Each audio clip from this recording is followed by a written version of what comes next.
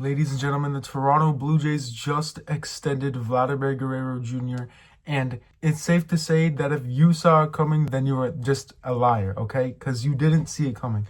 Because up until about a week ago, no one knew what was going on, okay? It was the start of the season, opening weekend in Toronto, and everyone was just playing baseball.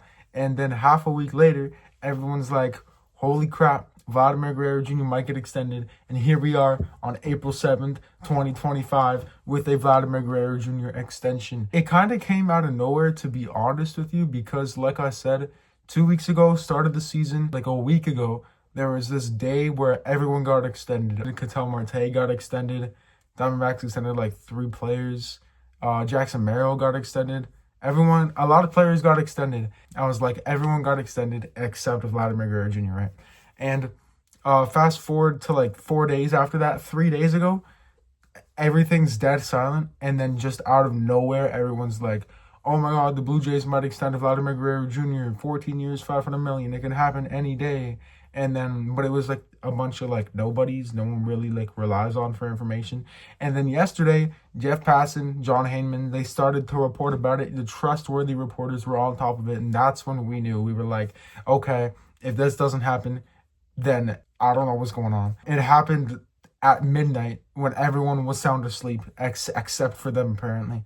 And I can't be more happier, man. 14 years, $500 million, no trade clause. So he really is a Blue Jay for life, because even if he sucks and they say, hey, let's get you out of here, he can say, no, I don't want to get out of here. There's no deferred money as well. I'm not quite sure what that means. What I think it means is if we do 500 divided by 14, which is the contract, that brings it to $35.7 million annually. And I think what this means is that he gets paid $35.7 million every year, instead of it being like 22 this year, 44 this year, 36 this year. It's just 35.7 every year. I could be wrong on that, but I'm probably wrong, but that's what I think it is with having no knowledge about it. And to me, it came at a very strange time in the season, along with a lot of people that think this, because Guerrero, he's not off to a good start this season, as you could tell.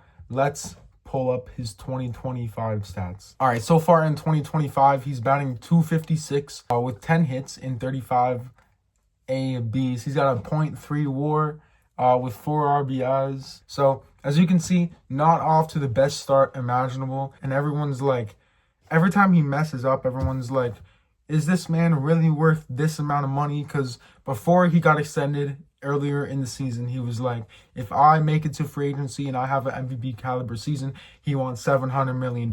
Everyone was laughing at him. Every time he strikes out, every time he doesn't hustle, they're like, this man is not worth $700 million. And he's playing bad. He's doing all this stuff to bring the team down while they're still winning.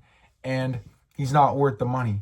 But I want to remind you that, one, it wasn't $700 million he got paid. He got paid $500 million, which still makes him the 3rd highest paid baseball player. But I do want to remind you, in 2024, we all know he had a monster season in 2024. And in comparison, he played better, he had better stats in 2024 than he did in his MVP 2 year in 2021. MVP 2 meaning that he was second in MVP voting. And this is what he did in the first half of last season, okay? He batted .289 with a .360 on-base percentage in just under 400 at-bats with 21 doubles, 14 home runs, 57 RBIs, 2 stolen bases somehow, and a slash line of .289, .360, .457, okay? 68 strikeouts as well. That's the big thing I saw, 68 strikeouts. We were like, goddamn, okay? Because it wasn't up until the All-Star break where he got it going. And here's what he did in the second half, okay? The second half of the season in 63 games, .376 batting average with only 28 strikeouts. That is crazy. More walks than strikeouts.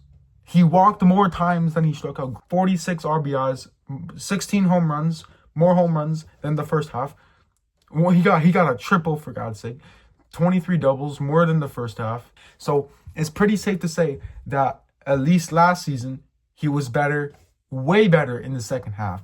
So I think people still need to give him time. It's only 10 games into the season because they're 5-5. And I think people need to give him time because I know he said he wasn't thinking about the contract extension, but he might have been, which might have been throwing him off. So I want to remind people that Vladimir Guerrero Jr. is still insane at baseball, and if he wasn't, then he wouldn't be getting paid $500 million.